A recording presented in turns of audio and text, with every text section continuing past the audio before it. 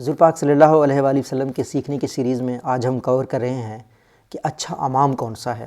مسجد کے امام کی ہماری زندگی میں بہت امپورٹنس ہوتی ہے، تو وہ اچھا امام کون ہو سکتا ہے، یہ جو بھی آپ امام کو جانتے ہیں آپ ان کے ساتھ بھی شیئر کر سکتے ہیں۔ آپ کو بھی جاننے کی بات ہے کہ اچھا امام کون ہو سکتا ہے۔ حضور پاک صلی اللہ علیہ وآلہ وسلم نے فرمایا، جو اللہ کی کتاب زیادہ پڑھنے والا ہو وہ لوگوں کی امامت کرے، اور اگر قرات میں سب برابر ہوں تو سنت کا زیادہ جاننے والا امامت کرے۔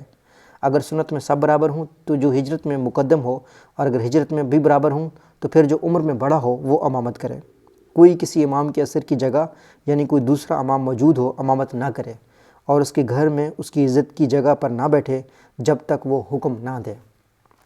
امامت کے حوالے سے اچھے امام کی آپ صلی اللہ علیہ وسلم کی دوسری حدیث ہے، وہ یہ ہے کہ جب لوگوں کے ساتھ نماز پڑھو تو نماز ہلکی کر دو، اس لیے کہ ان میں کمزور بھی ہیں، بیمار بھی ہیں اور بوڑھے بھی ہیں، اور جب اکیلے پڑھو تو جتنی چاہو لمبی کر دو۔ یہ آپ صلی اللہ علیہ وسلم کی اچھے امام کے حوالے سے ہدایات ہیں۔ مجھے یقین ہے آپ ایک امام ہیں تو آپ اس کو یوزفل پائیں گے۔ اگر آپ امام نہیں ہیں، آپ دوسروں کے جنرلی ہم مسلمانوں میں سے کوئی بھی امام ہو سکتا ہے، نماز پڑھاتے ہیں ہم لوگ جماعت میں۔ اگر آپ دوسرے امام کو جانتے ہیں آپ ان کے ساتھ بھی شیئر کریں تاکہ ان کو ان دونوں حدیثوں کا معلوم ہو اگر انہیں معلوم نہ ہوا۔ اگر آپ نے یوٹیوب چینل سبسکرائب نہیں کیا کیجیے گا، دوسروں کے ساتھ بھی شیئر کیجیے گا۔ Thank you so much.